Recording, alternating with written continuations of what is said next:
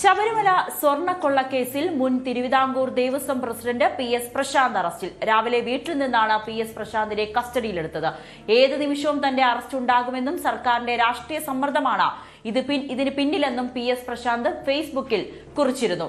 അറസ്റ്റിൽ കരുതലോടെയാണ് CPM നേതാക്കളുടെ പ്രതികരണം. A പത്മകുമാറിനും N വാസുവിനും ലഭിച്ച സംരക്ഷണം PS പ്രശാന്തിന് ലഭിച്ചേക്കില്ല. വിശദാംശങ്ങളുമായി തിരുവനന്തപുരത്ത് നിന്ന് BV അരുണാണ് ചേരുന്നത്. അരുൺ, പ്രശാന്തിന്റെ അറസ്റ്റ് പ്രതീക്ഷിച്ചതായിരുന്നു, അതുപോലെ തന്നെ സംഭവിച്ചിരിക്കുന്നു. എന്താണ് ഇതുവരെ ഈ മണിക്കൂറിൽ ഇതുവരെയും നടന്നിരിക്കുന്നത്? ശബരിമല സ്വർണ്ണക്കൊള്ളയിലും അതിലുൾപ്പെട്ട നേതാക്കൾക്കെതിരെയും പാർട്ടി സ്വീകരിച്ച നടപടികൾ ശരിയായില്ല എന്ന് CPMന്റെ സംസ്ഥാന സമിതി തയ്യാറാക്കിയ തെരഞ്ഞെടുപ്പ് അവലോകന റിപ്പോർട്ടിൽ വ്യക്തമാക്കിയിരുന്നു. അതിനും കടന്ന വിമർശനമാണ് കേന്ദ്ര കമ്മിറ്റിയുടെ തെരഞ്ഞെടുപ്പ് അവലോകന റിപ്പോർട്ടിൽ ഉണ്ടായിരുന്നത്. CPMന്റെ കേന്ദ്ര കമ്മിറ്റി നേതൃത്വം പത്മകുമാറിന് നടപടി വേണമെന്ന ആവശ്യം മുന്നോട്ട് വച്ചിട്ടും സംരക്ഷിക്കാൻ സംസ്ഥാന നേതൃത്വം തയ്യാറായെന്ന കടുത്ത വിമർശനമാണ് കേന്ദ്ര കമ്മിറ്റിയുടെ റിപ്പോർട്ടിലുള്ളത്.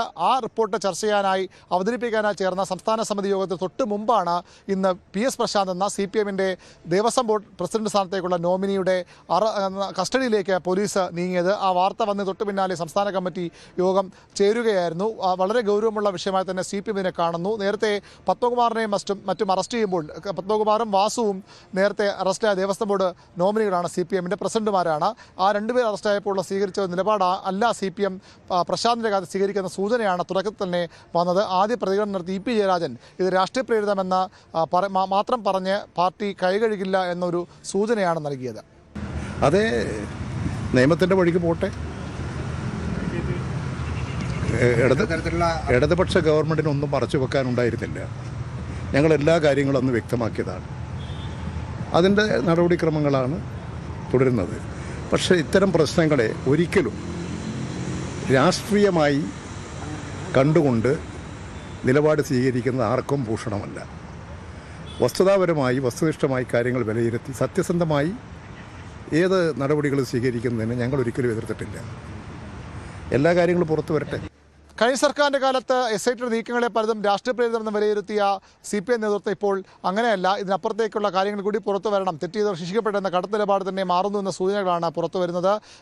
മുൻ മന്ത്രി VN വാസവന്റെ പ്രതികരണവും രാഷ്ട്രീയ പ്രേരിതമെന്നത് പ്രശാന്തിന്റെ ബോധ്യമായിരിക്കുമെന്ന മറുപടിയിൽ ഒതുങ്ങി. അന്വേഷണം നടക്കില്ല. അദ്ദേഹം രാഷ്ട്രീയ പ്രേരിതമായ നീക്കങ്ങൾ എന്ന നിലപാട് പലപ്പോഴും PS പ്രശാന്ത് എടുത്തിട്ടുണ്ട്. അദ്ദേഹത്തിന്റെ ബോധ്യത്തിന്റെ അടിസ്ഥാനത്തിൽ പറഞ്ഞല്ലേ. പാർട്ടിക്ക് അങ്ങനെ ഒരു നിലപാടില്ല. ഞാനിപ്പോഴല്ലേ പറഞ്ഞു,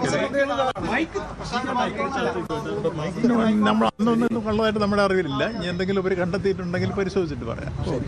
കോൺഗ്രസിൽ നിന്ന് CPMലേക്ക് വന്ന നേതാവാണ് PS പ്രശാന്ത്. അതുകൊണ്ട് തന്നെ നേരത്തെ CPM നേതാക്കൾക്ക് നൽകിയ അല്ലെങ്കിൽ N വാസുവിനും പത്മകുമാർ നൽകിയ ഒരു പൂർണ്ണ പിന്തുണ ഈ വിഷയത്തിൽ CPM പ്രശാന്തിന് നൽകാൻ ഇടയില്ല. 2019 കൊള്ള മറച്ചുവെക്കാനാണ് 2025 ദ്വാരപാലക ശില്പങ്ങൾ പുറത്തേക്ക് കൊണ്ടുപോയെന്ന വിലയിരുത്തലും നിഗമനവുമാണ് SITയുടേത്. അന്വേഷണത്തിന്റെ തെളിവുകളുടെ അടിസ്ഥാനത്തിൽ കൂടുതൽ നടപടി സ്വീകരിച്ചോട്ടെ നിലപാടാകും CPM സ്വീകരിക്കുക. ഏതായാലും സംസ്ഥാന കമ്മിറ്റി യോഗത്തിൽ ഈ വിഷയം ചർച്ചയ്ക്ക് വരും. പ്രശാന്തിന്റെ ഭാഗത്ത് തെറ്റില്ലെങ്കിൽ അത് കോടതിയിൽ തെളിയിക്കുക നിലപാടാകാം CPM സ്വീകരിക്കുന്നത്. ഇനിയും ശബരിമല വിഷയത്തിൽ പ്രതികളെ സംരക്ഷിച്ച് ഇതുവരെ ഉണ്ടാക്കിയ ഡാമേജിന് പ്രതിച്ഛാനഷ്ടത്തിനും കൂടുതൽ നഷ്ടമുണ്ടാക്കാൻ CPM ആഗ്രഹിക്കുന്നില്ല എന്ന് തന്നെയാണ് നേതാക്കളുടെ പ്രതികരണങ്ങളിൽ നിന്ന് വ്യക്തമാകുന്നത്. ശബരിമല സ്വർണ്ണക്കൊള്ള കേസിലാണ് മുൻ തിരുവിതാംകൂർ ദേവസ്വം പ്രസിഡന്റ് PS പ്രശാന്തിനെ അറസ്റ്റ് ചെയ്തിരിക്കുന്നത്. രാവിലെ വീട്ടിൽ നിന്നുമാണ് PS പ്രശാന്തിനെ കസ്റ്റഡിയിലെടുത്തത്. ഏത് നിമിഷവും തന്റെ അറസ്റ്റ് ഉണ്ടാകുമെന്നും സർക്കാരിന്റെ രാഷ്ട്രീയ സമ്മർദ്ദമാണ് ഇതിന് പിന്നിലെന്നും പ്രശാന്ത് ഫേസ്ബുക്കിൽ കുറിച്ചിരുന്നു. വിശദാംശങ്ങൾ നൽകുകയായിരുന്നു തിരുവനന്തപുരത്ത് നിന്നും BV അരുൺ. സ്പോട്ട് ലൈവ് പൂർണ്ണമാകുന്നു. നമസ്കാരം. കൂടുതൽ വാർത്തകൾക്ക് News 18 Keralam YouTube channel subscribe ചെയ്യുക.